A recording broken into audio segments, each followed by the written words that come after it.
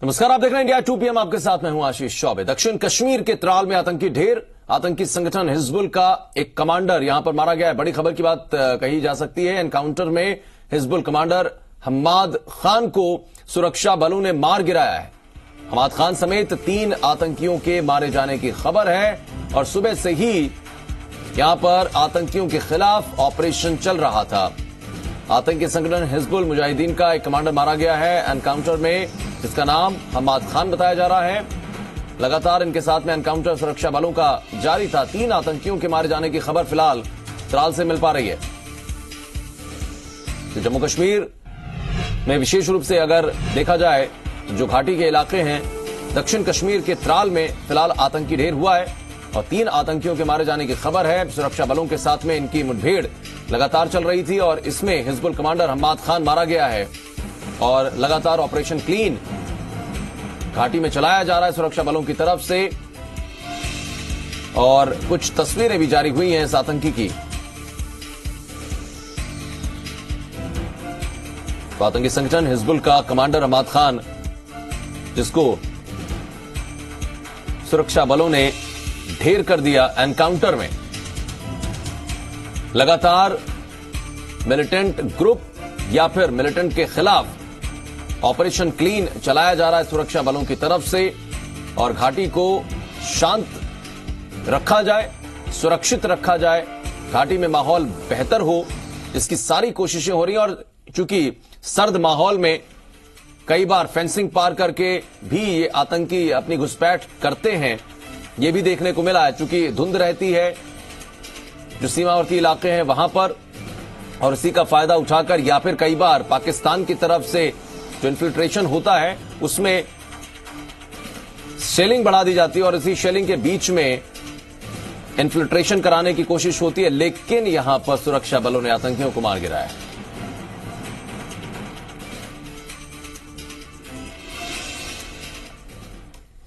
और बात करते हैं प्रधानमंत्री मोदी की। कोलकाता में है। स्वामी विवेकानंद की जयंती के मौके पर पीएम मोदी एक कार्यक्रम में शामिल हुए। युवा दिवस पर युवाओं को संबोधित भी किया। सीएए और एनआरसी को लेकर विपक्ष पर निशाना साधा तो पीएम मोदी ने यह भी कहा कि सीएए युवाओं को समझ में आ गया लेकिन नेताओं को नहीं आया।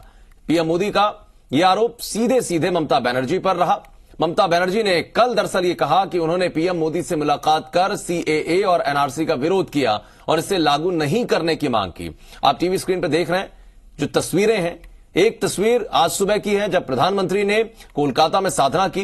बाकी तस्वीरें कुछ पुरानी हैं और बताती ये जरूर हैं कि पीएम मोदी शक्ति के उपासक हैं। यही उनके सामर्थ्य के पीछे काम भी करता रहा है। पाकिस्तान में जिस तरह दूसरे धर्मों के लोगों पर अत्याचार होता है, उसे लेकर भी दुनिया भर में आवाज हमारा युवा ही उठा रहा है। और ये बात भी साफ है कि नागरिकता कानून में हम ये संशोधन न लाते और न ये विवाद छिड़ता तो दुनिया को भी पता न चलता कि पाकिस्तान में माइनॉरिटी पर कैसे कैसे जुल्म हुए। हमने सिर्फ पालन किया है। जो महात्मा गांधी कह के गए उस काम को हमने किया है जी। और सिटीजनशिप अमेंडमेंट एक्ट में हम नागरिकता दे ही रहे हैं। किसी की भी नागरिकता छीन नहीं रहे हैं। जो व्यक्ति भारत के संविधान को मानता है वो तय प्रक्रियाओं के तहत भारत की नागरिकता ले सकता है। ये आपको साफ साफ समझ आया कि नहीं आया? समझ गए ना? जो छोटे छोटे विद्यार्थी हैं वो भी समझ गए ना? जो आप समझ रहे हैं ना, वो राजनीति खेल खेलने वाले समझने को तैयार नहीं है।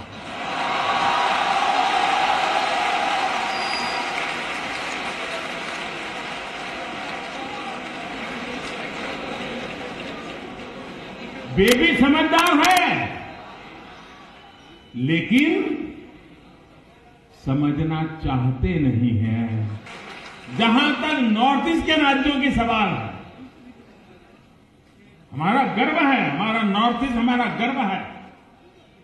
नॉर्थ ईस्ट के राज्यों की संस्कृति, वहां की परंपरा, वहां की डेमोग्राफी, वहां के रीति रिवाज, वहां के रहन सहन, वहां का खान पान, वहां की डेमोग्राफी, इस पर इस कानून के में जो सुधार किया गया है, इसका कोई विपरीत प्रभाव उन पर न पड़े, इसका भी प्रावधान केंद्र सरकार ने किया है। इधर कोलकाता पोर्ट कार्यक्रम पर बोलते हुए भी नजर आए प्रधानमंत्री मोदी। पीएम मोदी ने इशारों में ममता बनर्जी पर यहां पर जवाबी हमला बोला। तो योजनाओं में सिंडिकेट कट नहीं चलता है, पीएम मोदी का यह कहना है। जिस योजना में सिंडिकेट नहीं चलता उसे आखिर कोई लागू क्यों करेगा। ये एक कटाक्ष, एक तंज प्रधानमंत्री का पश्चिम बंगाल की मुख्यमंत्री ममता बनर्जी पर रहा है। आयुष्मान किसान सम्मान निधि को ममता मंजूरी दे तो लोगों को फायदा, यह भी कहना है पीएम मोदी का। लेकिन पश्चिम बंगाल में फायदा नहीं हो रहा किसानों को इस योजना का, ये कहते हुए नजर आए हैं प्रधानमंत्री मोदी। आज मैं चैन की नींद सो पाता हूं क्योंकि ऐसे गरीब परिवार लगातार आशीर्वाद बरसाते रहते।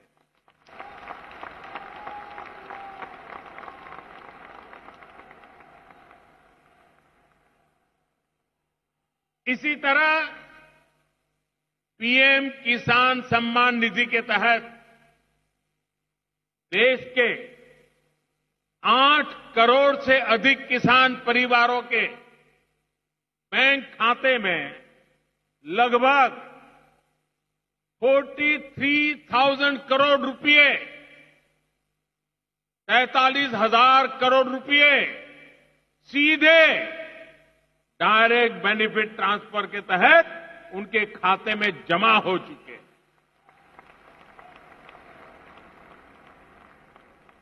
कोई बिचौलिया नहीं, कोई कट नहीं,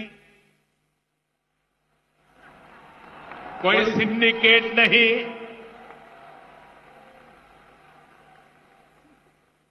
और जब सीधा पहुंचता है कट मिलता नहीं, सिंडिकेट का चलता नहीं। ऐसी योजना कोई क्यों लागू करेगा।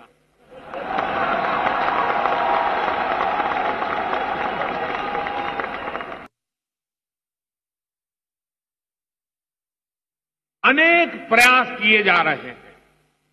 पश्चिम बंगाल में लगभग 90 लाख गरीब बहनों को उज्ज्वला योजना के तहत गैस का कनेक्शन मिला। इसमें भी 35 लाख से अधिक बहनें दलित और आदिवासी परिवार से हैं। जैसे ही राज्य सरकार आयुष्मान भारत योजना, पीएम किसान सम्मान निधि के लिए स्वीकृति दे देगी, मैं नहीं जानता हूं देगी कि नहीं देगी,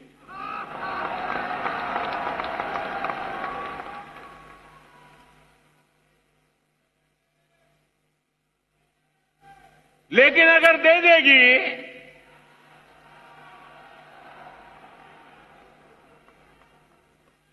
तो यहां के लोगों को इन योजनाओं का लाभ भी मिलने लगेगा।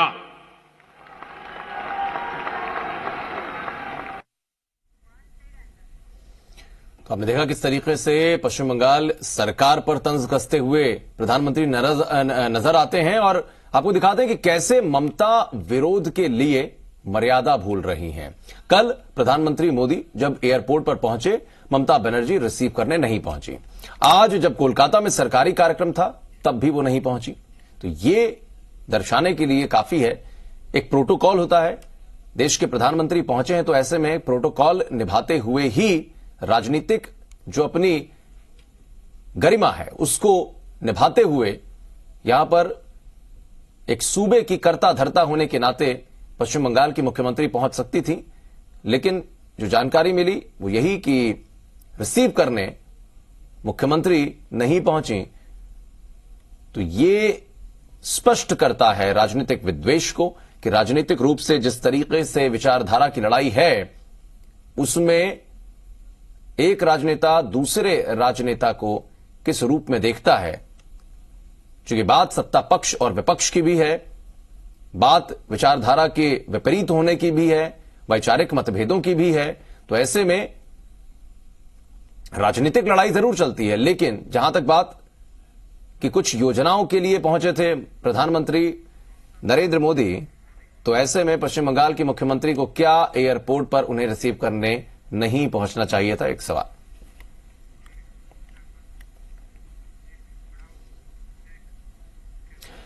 तो ममता बनर्जी ने राजभवन में प्रधानमंत्री मोदी से मुलाकात की थी। हालांकि इस मुलाकात के बाद विपक्ष ने ममता पर हमला किया और इसीलिए ममता बनर्जी अब पीएम मोदी से दूरी बना रही हैं।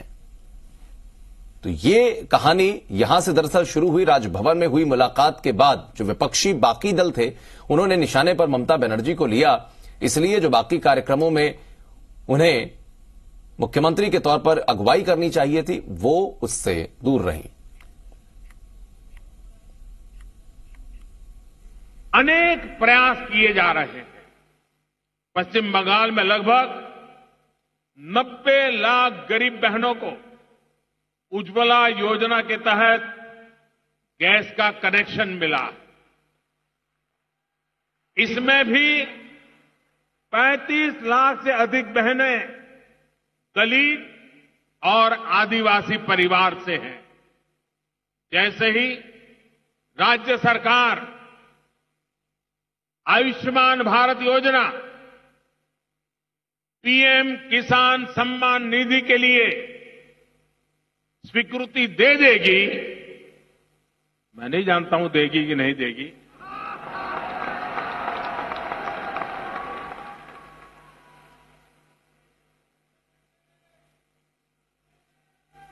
लेकिन अगर दे देगी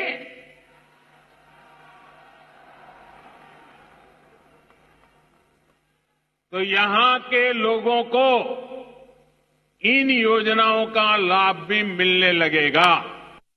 चोरों से आज हमें लड़ना है, चोरों से। जब चोर सब इकट्ठा हो रहे हैं तो जिसकी दौलत चोरी हो रही है, जिसकी जमीन खेती चोरी हो रही है, जिसका रोजगार चोरी हो रहा है, जिसका जायदाद चोरी हो रहा है, उन सबको भी इकट्ठा होना पड़ेगा।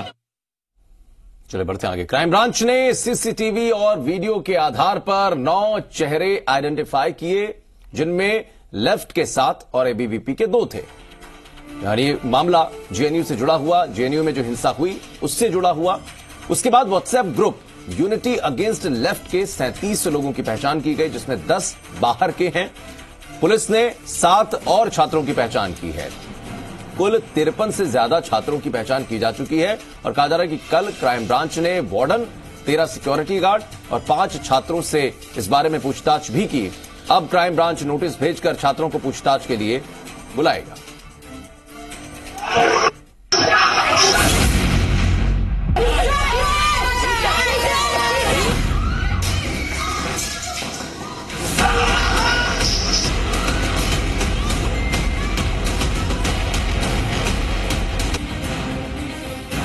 जेएनयू में हिंसा को हफ्ता भर बीत चुका है। दिल्ली पुलिस की जांच में जिन 9 आरोपियों की पहचान का दावा किया गया था उनमें से 7 लेफ्ट संगठनों के हैं। जिन 9 छात्रों की फोटो दिल्ली पुलिस ने मीडिया में जारी की थी उनको नोटिस भेजकर पूछताछ के लिए बुलाया गया है। दिल्ली पुलिस सोमवार से 9 छात्रों से पूछताछ करेगी। सबको अलग अलग दिन और अलग अलग समय पर पूछताछ के लिए बुलाया गया है। जिन लड़कियों को नोटिस दिया गया है उनसे कहा गया है कि आप खुद पूछताछ की जगह और वक्त तय करें। आरोपी लड़कियों से महिला अधिकारी पूछताछ करेगी। बाकी आरोपियों को कमला मार्केट में मौजूद क्राइम ब्रांच के एसआईटी दफ्तर में पूछताछ के लिए बुलाया गया है। अगर कोई पूछताछ में शामिल नहीं होता है तो उसे फिर नोटिस भेजा जाएगा। लेकिन जेएनयू छात्र संघ का आरोप है कि दिल्ली पुलिस की जांच निष्पक्ष नहीं है। छात्र संघ का आरोप है कि कई सुरक्षा गार्ड से नकाब पहनकर धक्का मुक्की की। हमारे लोकल पुलिस स्टेशन के पुलिसकर्मी, एसएचओ, इंस्पेक्टर वो वहाँ पे मौजूद थे। हमने उन्हें कहा कि आप लोग हिंसा होने का यहाँ पे चांस है, आप यहीं पे रहिए, बल को बुलाइए, अपने फोर्स को बुलाइए, यहाँ पे लॉ एंड ऑर्डर को इंश्योर कीजिए। वो लोग वहाँ से निकल गए ये कहते हुए कि हम चाय पीने जा रहे हैं। दिल्ली पुलिस ने हिंसा करने वाले 37 और लोगों की पहचान का दावा किया है। ये पहचान एक WhatsApp group unity against left से की गई है। पुलिस के मुताबिक इसमें 10 लोग बाहरी हैं। तफ्तीश में अब तक कुल 50 हमलावरों की पहचान की जा चुकी है। इसी बीच जेएनयू में हुई हिंसा का एक नया वीडियो सामने आया है। ये वीडियो 5 जनवरी को पेरियार हॉस्टल में हमले से पहले का है। वीडियो में कई छात्र अपना चेहरा ढके हुए हैं और हाथ में डंडा लिए दिख रहे हैं। वीडियो में कई पुलिसकर्मी छात्रों को रोकते हुए भी दिख रहे हैं। वहीं जेएनयू प्रशासन ने 13 जनवरी को एकेडमिक सेशन शुरू करने की बात कही है। साथ ही वाइस चांसलर जगदीश कुमार ने कहा कि अवैध तरीके से हॉस्टल में छात्रों का रहना बड़ी समस्या है। वीसी ने फिर आरोप लगाया कि कई प्रोफेसर छात्रों को भड़का रहे हैं और प्रदर्शन करने के लिए उकसा रहे हैं। बाहर से जो great personalities who are coming to the university, you have every right to come and be with the agitators. लेकिन हमारा innocent students का future भी आप ध्यान में रखिए. Please don't politicize our university. BJP ने लेफ्ट छात्रों को हिंसा का जिम्मेदार ठहराया है। वहीं विपक्षी पार्टियां केंद्र सरकार और पुलिस पर आरोप लगा रही हैं। लेफ्ट वालों के आतंक से हजारों विद्यार्थी प्रताड़ित रहे हैं। आज जो खुलकर हिंसा देखने को मिली वो भी उसी की एक पराकाष्ठा थी। गुंडे गए जिनका ताल्लुक एबीवीपी से था, उन्होंने उन लड़कों को उन लड़कियों को मारा। पुलिस दरवाजे में खड़ी थी, कैसे चले गए वो? आज उन्हें मारने के बाद उन्हीं के खिलाफ आप एफआईआर कर रहे हैं। पुलिस दोषी है, लेकिन पुलिस से ज्यादा दोषी ये सरकार है, अमित शाह जी। जो काम मॉब से कराना है सरकार को मॉब से कराते हैं, जो काम पुलिस से कराना है पुलिस से करवा देते हैं। दूध का दूध पानी का पानी हो जाएगा। ये जितने नकाबपोश है ना, इनका असली चेहरा सामने आएगा और उन चेहरों पे लिखा होगा ABVP। इस बीच पूर्व क्रिकेटर और कमेंटेटर सुनील गावस्कर ने देश के मौजूदा हालात पर चिंता जताते हुए कहा कि छात्र क्लास की बजाय सड़कों पर हैं। गावस्कर ने ये बात दिल्ली में लाल बहादुर शास्त्री मेमोरियल लेक्चर के दौरान कही। Some of our youngsters are out in the streets instead of being in their classrooms, and some of them are ending up in hospitals for being out on the streets. Admittedly, the majority are still in classrooms, trying to forge a career and to build and take India forward. Bureau report, Zee Media. और मुख्यमंत्री अशोक गहलोत की बात करते हैं। आज उदयपुर पहुंचे। Airport पर उनका कांग्रेस के कार्यकर्ताओं ने जोरदार स्वागत किया। एयरपोर्ट से बाहर आने के बाद मुख्यमंत्री अशोक गहलोत ने मीडिया से बातचीत करते हुए एक बार फिर से टिड्डियों के हमले से हुए नुकसान वाले जो किसान हैं उनको मुआवजा दिए जाने की बात जो स्पष्ट तौर पर सरकार की तरफ से कह दी गई है उसका एक बार फिर से जिक्र किया। मुख्यमंत्री ने कहा कि 3 दिनों के भीतर सभी को मुआवजा दिया जाए। ये निर्देश उन्होंने जिला प्रशासन को दिया है। जिला कलेक्टर्स के साथ में वीडियो कॉन्फ्रेंस में हुई जो बातचीत थी उसका भी जिक्र मुख्यमंत्री ने किया।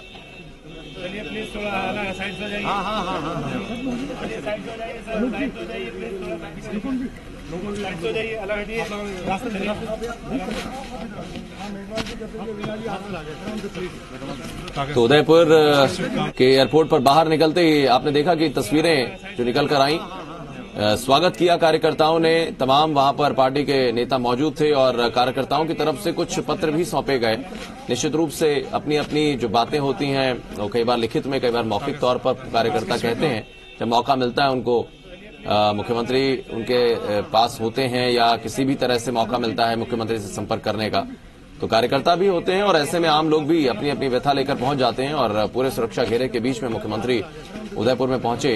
महाराणा प्रताप एयरपोर्ट पर उनका कार्यकर्ताओं ने स्वागत किया और कुछ कार्यक्रमों के लिए विशेष रूप से पहुंचे हैं। और CAA, NRC और NPR का जो जिक्र लगातार चल रहा है उस पर भी केंद्र सरकार पर कटाक्ष करते हुए भी मुख्यमंत्री नजर आए।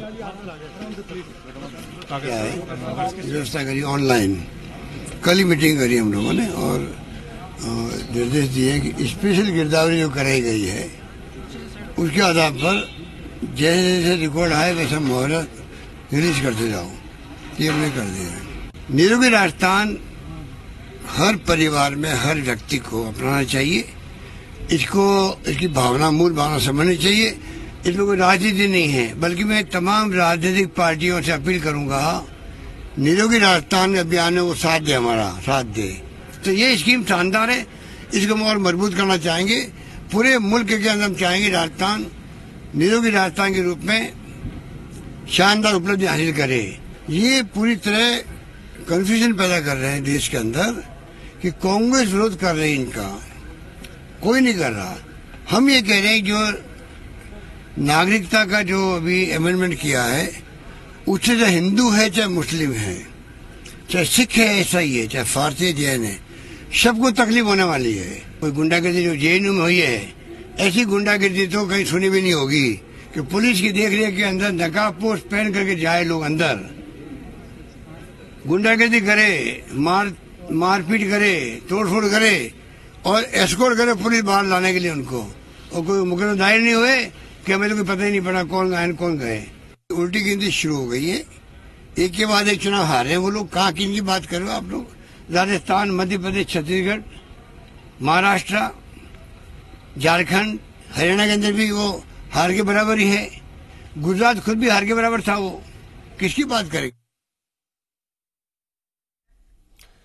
चलिए बढ़ते हैं आगे। जनवरी का महीना है और दुनिया के कई हिस्से जनवरी के महीने में एक आफत से जूझ रहे हैं, वो है बर्फीली आफत। देश में जहां पहाड़ी इलाके हैं वहां पर बर्फीले तूफान की तस्वीरें भी उभर रही हैं। चाहे सऊदी अरब की बात करें तो सऊदी अरब जैसे गर्म देश भी इन दिनों बर्फबारी झेल रहे हैं। सबसे पहले आपको हिंदुस्तान के बर्फीले कहर की कुछ तस्वीरें दिखाते हैं। बर्फबारी, हिमस्खलन और टूटते गिरते जो पहाड़ हैं उनकी तमाम तस्वीरें आपने देखी होंगी, लेकिन ऐसा नजारा आपने पहले शायद ना देखा हो।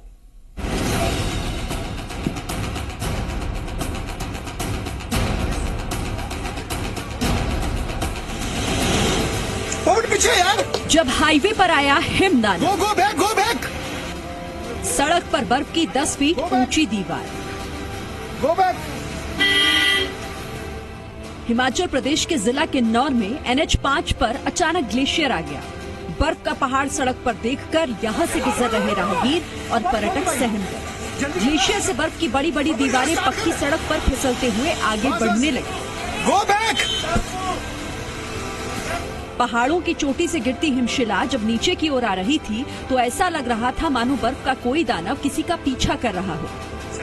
बर्फ की चट्टान किसी ट्रेन की तरह सड़क पर फिसलती हुई आगे बढ़ रही थी। इस दौरान इस ग्लेशियर से टूटकर बर्फ की छोटी छोटी चट्टानें सड़क के किनारों से होते हुए सैकड़ों फीट गहरी खाई में जा गई। सड़क पर फिसलती बर्फ की इस चट्टान की तस्वीरें कुछ लोग अपने मोबाइल में रिकॉर्ड करने लगे। जैसे जैसे बर्फ की ये चट्टान सड़क पर आगे बढ़ रही थी, वीडियो बनाने वालों को पीछे हटना पड़ रहा था। रास्ते में कुछ गाड़ियां भी थी, उन गाड़ियों को भी पीछे की ओर जाना पड़ा।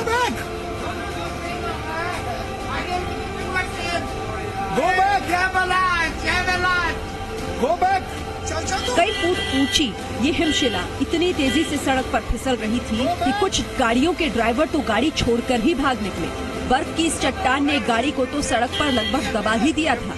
सैकड़ों टन बर्फ जब इस गाड़ी की ओर बढ़ रही थी तो सबकी सांसें थम गई। एक पल को तो लगा कि बर्फ का ये पहाड़ गाड़ी को खाई में गिरा देगा, लेकिन ऐसा हुआ नहीं।